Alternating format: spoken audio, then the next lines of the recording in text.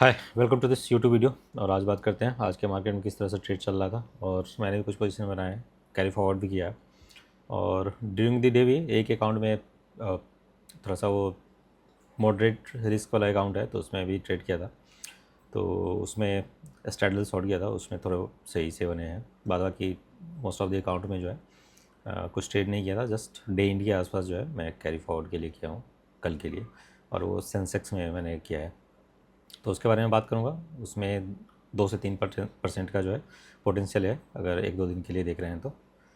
और हालांकि आज तो बैंक निफ्टी का ही दिन था। मेरे ख्याल से 2% से ऊपर जो है वो अप मूव दिया है। और अकेले ही जो है वो निफ्टी को भी ऊपर रख रखा था पूरे ग्रीन में। तो आज भी वोलाटाइल ही था। जैसे कल ऐसा लग रहा था कि पता नहीं कि कहाँ तक नीचे के लेवल को ब्रेक करेगा। और ख़ास के जो गिफ्ट निफ्टी 350-400 पॉइंट का दिखा रहा था गैप डाउन मॉर्निंग, मतलब फ्राइडे ऑनवर्ड, फ्राइडे अपनी क्लोजिंग के बाद, मतलब यूएस आवर्स के बाद, और मंडे तक। तो उस हिसाब से तो मार्केट ने आई थिंक थोड़ा सा स्टेबल किया, उतना नहीं ब्रेक डाउन किया है। बट जो बैंक निफ्टी है वो निफ्टी को होल्ड किया, और वही मेनली जो है निफ्टी को 23,000 के लेवल से नीचे नहीं जाने दिया कल से लेके आज तक। और आज मेरे ख्याल से 1,000 से 1,100 पॉइंट का जो है अब मूव दिया है। आई थिंक 55,200 प्लस के लेवल पे क्लोज़ किया। तो काफ़ी अच्छा रैली था उसमें। उसमें जो लोग भी कॉल बाय या फिर फ्यूचर्स वगैरह लॉन्ग किए होंगे उनके लिए काफ़ी अच्छा रहा होगा ट्रेड। बट निफ्टी नहीं, निफ्टी आई थिंक थोड़ा सा एवरेज था। लाइक कल के मुकाबले गैप अप तो खुला, बट वो सस्टेन नहीं किया। फिर से नीचे के लेवल ऑलमोस्ट वो 23,100 100 के लेवल पे गया नीचे की तरफ। फिर से वो रिकवरी आया जब बैंक निफ्टी में रिकवरी आया तो 150 से 200 पॉइंट का दोनों साइड का मूव निफ्टी में दिया है। तो मतलब वोलेटाइल तो था मार्केट, और यही रीज़न था कि कुछ ट्रेड एग्जैक्टली समझ में नहीं आता ड्यूरिंग द डे के लिए। बस वही था, एक थोड़ा सा रिस्केर अकाउंट है, तो उसमें मैंने ट्राई किया था ट्रायल सॉर्ट करने का। और उसमें थोड़े से ठीक ठाक बन गए थे। बाद बाकी जो अकाउंट है उसमें वैसे ही कुछ भी नहीं। मतलब एक बार एंट्री का ट्राई किया था, बट उसमें प्रीमियम वो जैसे ही नीचे की तरफ ब्रेक कर रहा था निफ्टी, तो वो प्रीमियम जो है उठ के थोड़े से तेज़ी से भाग रहे थे, तो फिर मैं एग्जिट कर लिया था। और बिल्कुल मामूली सा मतलब 0.1% भी नहीं होगा, उतने के लॉस पे ही मैंने क्लोज़ कर दिया था। तो यही था आज का आई थिंक जो है ओवरऑल मार्केट के सामने। एक बार मैं चार्ट पे लेके चलता हूँ सो दैट कि स्ट्रेटजी के बारे में बात करते हैं, और अकाउंट भी एक बार मैं शो करूँगा कैसे क्या रहा था। तो निफ्टी अब देखो, जो ओपनिंग हुई थी 23,200-250 के लेवल पे हुआ था, वहाँ से 23,100 के लेवल पे टच किया। दैट मीन्स कि आप समझ सकते हो 150 पॉइंट से ऊपर का मूव नीचे डाउन साइड के तरफ दिया है। फिर यहाँ से जब अप साइड का मूव दिया तो फिर से 23,275-76 का लेवल टच किया है। तो इतना वोलेटाइल मार्केट में जो है ऑप्शन सेल नहीं बन पाता है कुछ सही सा स्ट्रेटजी। तो मतलब रिस्क के अकॉर्डिंग आप कॉल ले सकते हैं कि हाँ एंट्री करना है या नहीं करना। जो भी मॉडरेट या लो रिस्क अकाउंट है उसमें तो नहीं बन पाता है। बट जैसे निफ्टी का आप देखो और बैंक निफ्टी का अगर देखो तो इतना अच्छा वो जहाँ से ओपन हुआ वहाँ वो लेवल कभी टच ही नहीं किया ड्यूरिंग द डे। एक छोटा सा यहीं पे मूव आया जिसमें कि 54,522 का लेवल टच किया। बट वो भी ये जो स्ट्रॉन्ग वाला कैंडल है, फर्स्ट कैंडल, उसके हाई के आसपास ही रह गया, और वहाँ से तो ये काफ़ी अच्छा मूव दिया है। 55,300 के आसपास का लेवल टच किया। तो इसमें है अच्छा रिकवरी दिख रहा है।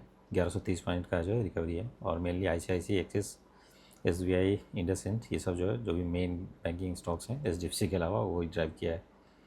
बाद बाकी रिलायंस साइडवेज ही था। IT थोड़ा सा निगेटिव था ड्यूरिंग द डे। और जो है ऑटोज़ वगैरह भी मिक्स काइंड ही है, ज़्यादा कुछ नहीं है। तो मेजर स्टॉक में जो है mainly Nifty sorry bank Nifty के जो मेजर स्टॉक्स हैं वो उसी ने ड्राइव किया है आज। और विक्स वगैरह काफ़ी ड्रॉप हुआ है।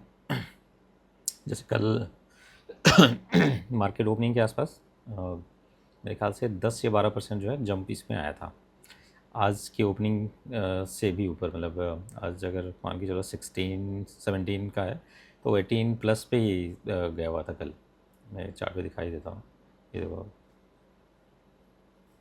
अगर इसका अगर देखोगे मतलब जो फ्राइडे की क्लोजिंग था 15.73 और ये कहाँ तक गया है 18.34। तो कल डे ओपनिंग के आसपास जो है काफ़ी वोलेटाइल था, उसकी वजह से विक्स में काफ़ी जंप आया था और वो सस्टेन भी किया था कल जो है, सस्टेन भी है कल।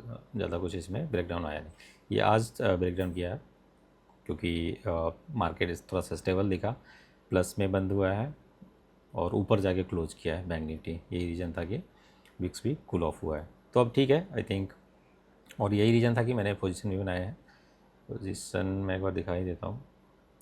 अगर आप देखो एक में मैंने जैसे यहाँ पे ट्राई किया था बट ये लॉस में कन्वर्ट हो रहा था और ये उस समय की बात है जब ये निफ्टी नीचे की तरफ जा रहा था। निफ्टी जो है जब ये नीचे की मूव दे रहा था तब उस समय की बात है।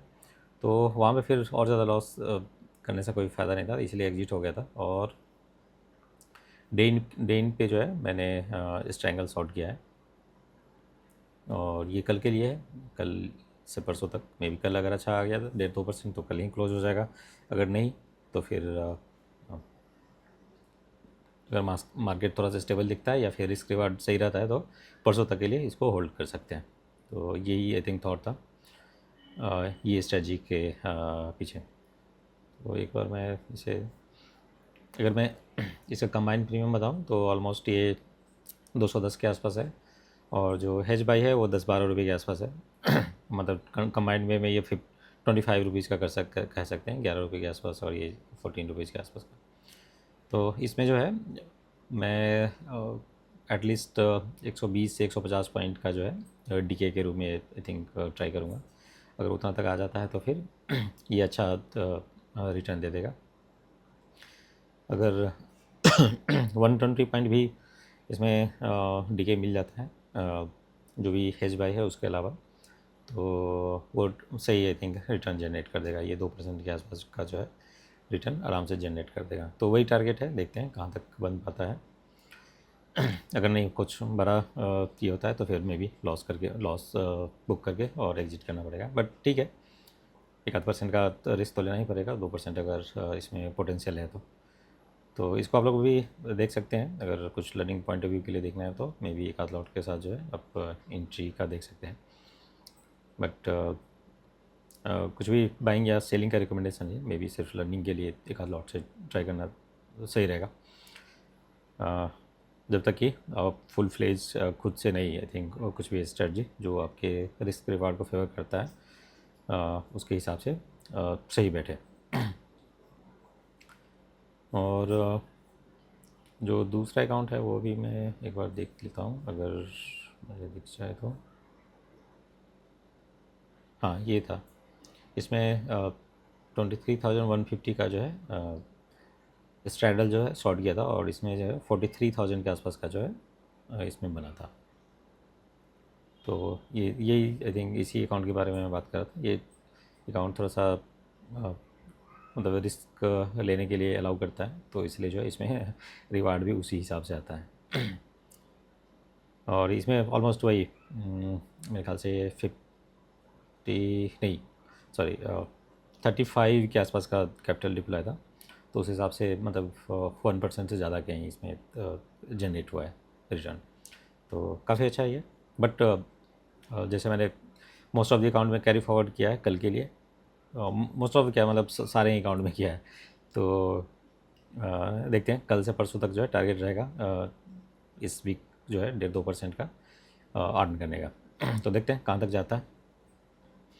और प्रीमियम के बिहेवियर ठीक था बट क्योंकि वो डायरेक्शनली मूव कर रहा था निफ्टी, इस वजह से जो है जिस डायरेक्शन में जा रहा था उस साइड का आई थिंक प्रीमियम थोड़ा ज़्यादा बढ़ रहा था और दूसरे साइड का उतना नहीं आ रहा था।